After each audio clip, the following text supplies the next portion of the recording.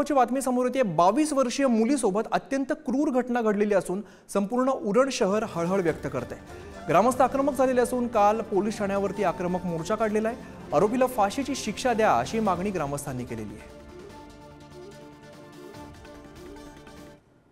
उरण परिसरामध्ये 22 वर्षीय तरुणीसोबत अगदी हृदय पिळवटणारी घटना घडलेली आहे आणि यामध्ये संपूर्ण उरण शहर हे संताप व्यक्त करत आहे। रस्त्यावर येऊन आपण या पीडित महिलेच्या घरी आलेलो होतो आणि तिथे काही नागरिक जमलेले आहेत, काही महिला आहेत। आपण त्यांच्याकडून जाणून घेऊया, ताई नेमकं प्रकरण काय झालं होतं आणि तुम्ही संताप व्यक्त करताय? जी दुर्दैवी घटना घडली आहे, म्हणजे ज्या पद्धतीने तिला मारलंय ते नक्कीच म्हणजे संतापजनक आहे। आपणही एका मुलीची आई आहोत।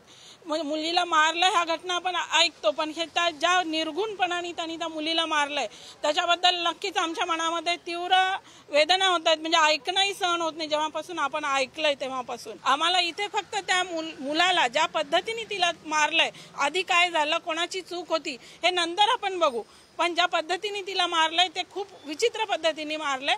तर त्या मुलाला फाशीची शिक्षा ही झालीच पाहिजे। आपल्याला साधा ओरखडा बसला तरी दिवसभर, आपल्याला स्वतःच्या मुलाला ओरखडा बसला तरी दिवसभर आईला यातना होतात।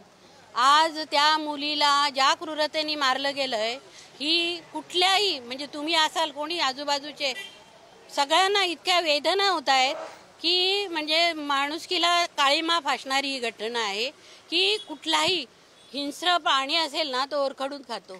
म्हणजे हा जो माणूस होता हा हिंस्र श्वापदच आहे।